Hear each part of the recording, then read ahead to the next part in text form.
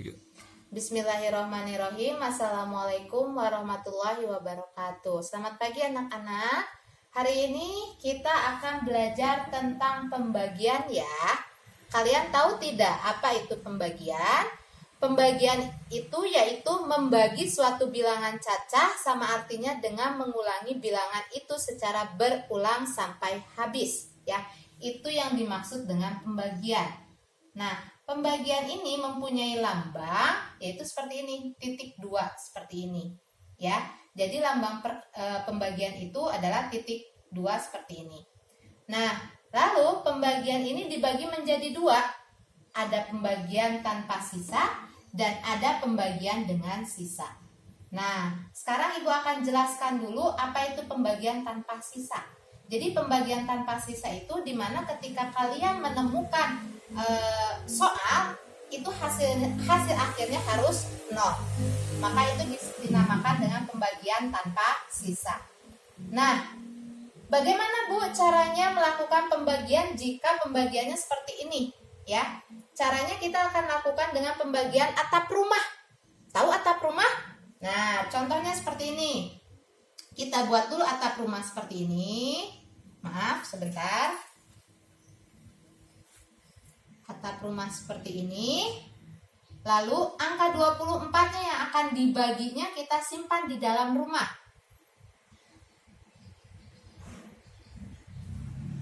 Lalu kita bagi, di sini soalnya itu 24 dibagi 2 ya. Kita simpan, pembaginya ada di sini, di sebelah sebelah kanan kalian mungkin ya. Nah, caranya bagaimana? Kita lihat angka yang pertama. Angka yang pertama ini angka berapa? Angka 2. Berarti 2 kali berapa yang hasilnya mendekati atau sama dengan angka 2? Ya, betul, angka perkalian 1. Kita simpan perkalian 1 di sini. Hasilnya berapa? 2. Ya. Kita kurangi. Turunkan. Di sini ada angka 4 dikurangi 0. Anggap di sini adalah 0 ya. Jadi hasilnya adalah 4. Nah, di sini 2 dikurang 2 hasilnya 0. Itu tidak perlu disimpan atau tidak perlu ditulis ya. Nah, yang berikutnya sekarang adalah 2 kali berapa yang hasilnya menjadi 4. Itu 2 dikali 2. Hasilnya berapa? 4. Angka perkaliannya di sini 2, lalu di sini hasilnya 4. Kita tutup. Sekarang 4 dikurang 4 hasilnya adalah 0. Nah, inilah yang dimaksud dengan pembagian tanpa sisa. Jadi 24 dibagi 2 hasilnya berapa? Hasilnya 12. Nah, ini cara bagaimana mencari pembagian tanpa sisa ya.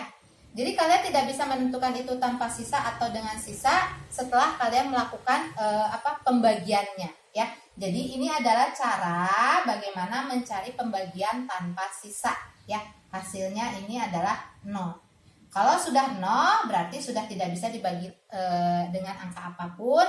Berarti sudah selesai kalian melakukan pembagian tersebut. Kita akan melakukan pembagian dengan sisa ya. Bagaimana caranya? Masih sama seperti yang sebelumnya, menggunakan cara atap rumah ya. Nah, contoh di sini ada 45 dibagi 4. Kita buat dulu atap rumahnya. Di sini ada angka 45 ya yang akan dibaginya. Dibagi berapa? Dibagi 4. Kita lihat yang di awalnya. Kita lihat angka yang pertama ini adalah angka 4. Berarti 4 kali berapa yang hasilnya yaitu 4 atau mendekati 4. Jelas di sini angka 4 berarti 4 dikali 1. Angka perkaliannya di sini 1, hasilnya yaitu 4 ditaruh di bawah angka 4. Kita kurangi. Lalu sekarang kita turunkan ya angka 5. dikurangi 0, di sini nggak ada angka apapun, berarti dianggap 0, berarti 5 dikurangi 0 hasilnya 5. Dan 4 dikurang 4 hasilnya 0. Itu tidak perlu ditulis ya.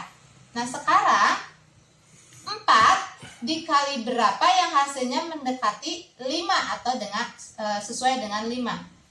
Karena tidak ada tidak ada hasil yang 4 kali berapa yang hasilnya 5, berarti 4 masih dikali 1. Yaitu berapa? 4. Kita kurangkan. 5 dikurang 4 yaitu 1. Jadi penulisannya bagaimana? Penulisannya adalah 45 dibagi 4 sama dengan 11 sisa 1. Nah, seperti ini jawabannya. Ya. 3. Oke, yang selanjutnya kita akan lakukan pembagian. Ya, di sini Ibu ada contoh 256 dibagi 8. Kita gunakan atap rumah, ya. Kita buat dulu atap rumahnya yang bagus. Lalu kita masukkan angka 256. Dibagi berapa? Dibagi 8. Nah, kita lihat angka pertamanya. Apakah angka pertama ini bisa dibagi 8? Tidak, karena angka ini atau angka 2 ini lebih kecil daripada angka 8. Nah, kita lihat dua angka di depan ya. Nah, kalau seperti ini, 25 ini berarti 8 kali berapa yang hasilnya mendekati atau pas dengan angka 25. Kita hitung. Di sini misalkan 1 kali 8. Berapa? 8. Masih dekat? Atau sudah dekat atau sudah pas? Belum. Lanjut. 2 kali 8, 16. 3 kali 8, 24. Lalu 4 kali 8, maaf. 4 kali 8 hasilnya 32. Nah, kalau 32 seperti ini malah jauh ya. Berarti 4 kali 8 tidak termasuk. Yang mendekati angka 25 adalah angka perkalian 3 dikali 8, yaitu 24. Kita simpan perkalian 3 di sini. Hasilnya di sini 24. Kita tutup atau kita kurangi lambangnya ya. Jangan lupa ditulis. Kita turunkan. 6 dikurangi 0. Kalau di sini tidak ada angka apapun berarti dianggapnya 0 ya. 6 dikurangi 0 hasilnya 6. Lalu 5 dikurang 4 yaitu 1. 2 dikurang 2, 0. Tidak perlu ditulis ya. Yang selanjutnya 8 dikali berapa hasilnya mendekati atau pas dengan 16. Kita lihat di sini atau kalian hitung sendiri ya. Ini tidak perlu kalian tulis. Berarti 8 dikali 2. Hasilnya 16. Tutup, dikurang 16 dikurang 16 hasilnya 0. Jadi 256 dibagi 8 hasilnya adalah 32. Ini contoh yang pertama. Ya, kalian catat. Yang ini tidak perlu dicatat. Nah, yang berikutnya, selanjutnya ada di sini contoh berikutnya ya, 540 dibagi 13. Ya. Caranya bagaimana? Kita gunakan atap rumah. 540 dibagi 13. Nah, kalau kalian tidak bisa menghitung menggunakan jari, kita gunakan perkalian tersusun ya bantuannya. Jadi 13 kali berapa yang hasilnya mendekati 54. Kita kotret di sampingnya. 13 misalkan dikali 3. 3 kali 3 9, 3 kali 1 3. Sudah mendekati? Belum, masih jauh. Kita coba yang berikutnya. 13 dikali 4. 4 kali 3 12, satuannya di bawah, puluhannya di atas 1. 4 kali 1 4 ditambah 1 hasilnya 52.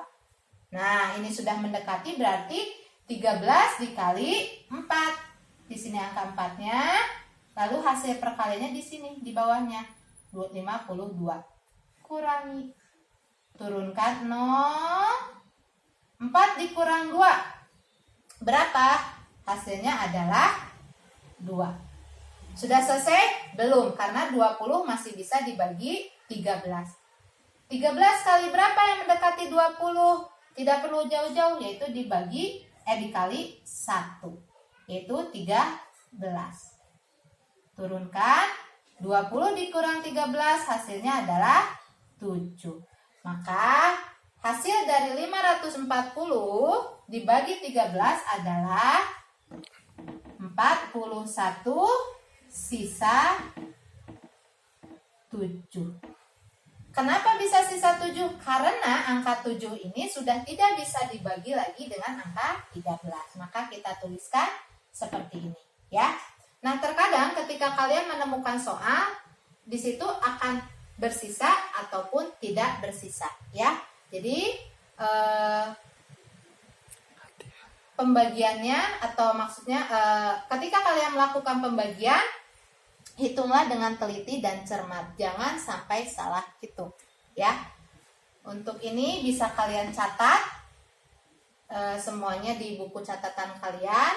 Semoga materi pembagian ini bisa kalian pahami. Kalau ada yang kurang paham, kalian bisa tanya langsung ke ibu, ya. Sekian materi hari ini. Assalamualaikum warahmatullahi wabarakatuh.